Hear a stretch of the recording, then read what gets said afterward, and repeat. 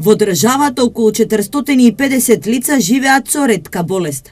Од здруженијата алармираат дека во наредниот период нивниот број ќе достигне до 2000.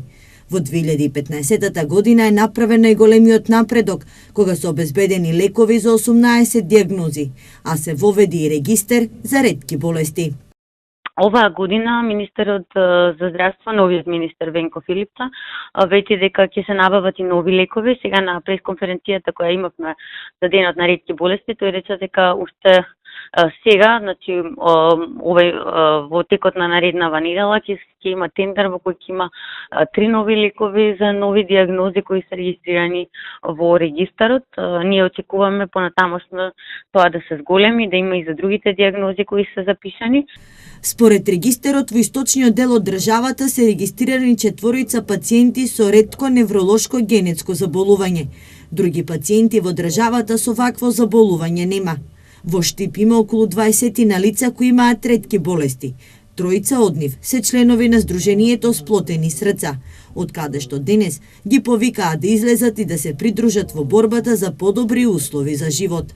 Ги повикуваме сите рица, деца, родители кои што имаат деца со ретки болести да не контактираат, бидејќи ние заедно мова да се избориме.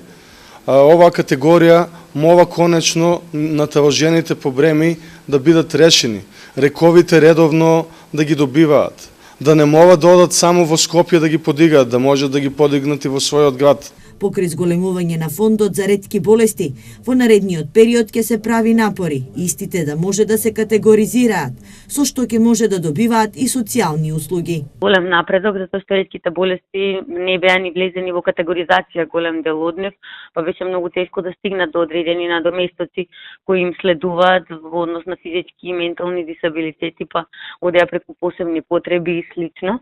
Невладиниот сектор на денешниот меѓународен ден за борба против ретките болести бара заболените да имаат редовен третман, но и да може да се лекуваат во странство кога нема можности во земјата.